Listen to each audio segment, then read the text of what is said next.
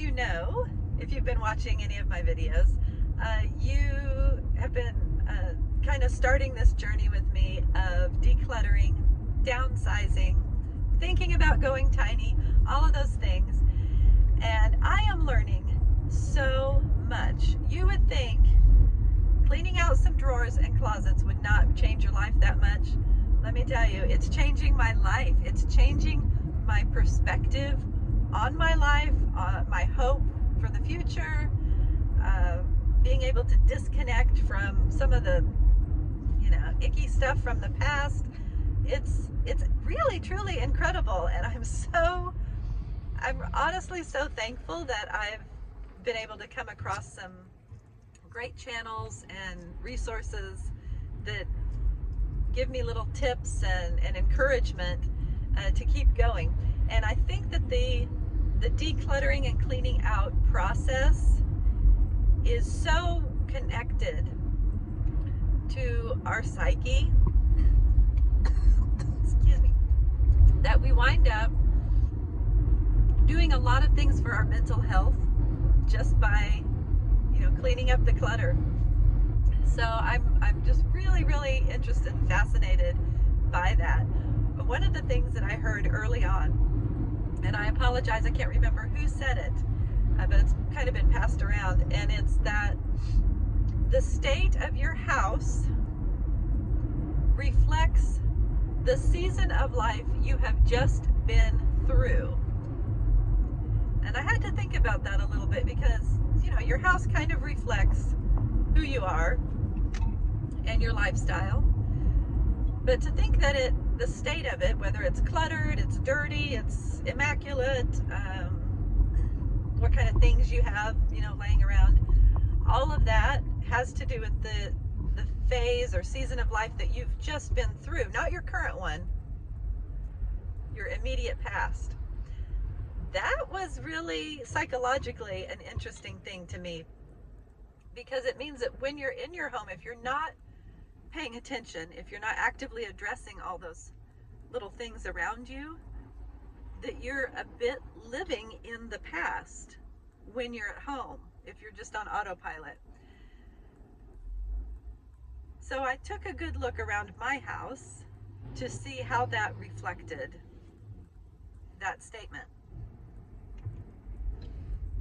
And I think I've come to the conclusion that the state of my house prior to decluttering was that of a person who's afraid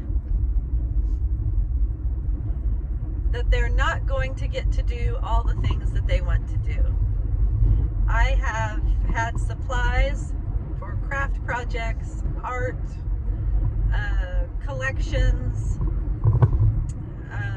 gifts to give to people in the future, maybe just stuff, just everywhere, multiple of the same items, things that I keep because it would be too expensive to replace them, but I'm not using them anyway, so why would I replace them? Like there's all kinds of questions you start to ask yourself when you really look at your stuff and think about it in that light. So it's super interesting. It reflects the state or the phase of life that you just came through. And this was especially powerful and poignant to me because I've been through a traumatic part of my life recently. And I want to move forward from that, and I want to be in a happier, more positive state for that.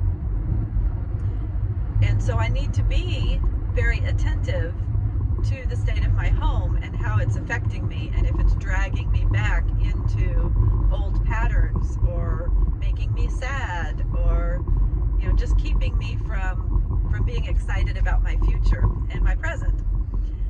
So I'm looking at everything with that kind of in mind now, and it's really, really helpful because I think it helps you make that little bit of separation in your mind that you can let go of the things.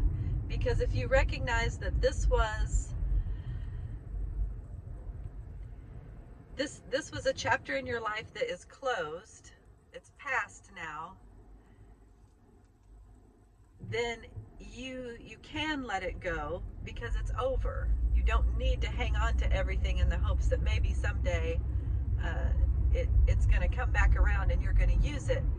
You're actually able to go, that's okay, it's done, it served its purpose, I'm ready for someone else to enjoy it or get the benefit out of it. I had the joy, if nothing else, of shopping for it, of holding it for a little while, of dreaming about it. You know, that does have a purpose, even if you don't actually physically use the item. So that's how I'm making peace with it anyway. I just thought that was really good. And so I'd like to know, if you're just starting out on this journey, how are you getting your mind set so that you can peacefully part with your possessions? And if you're way in it and you're really good at it, please give us some tips, because it's a big job for sure, but I'm committed to doing it. All right, thanks for checking in. See you soon.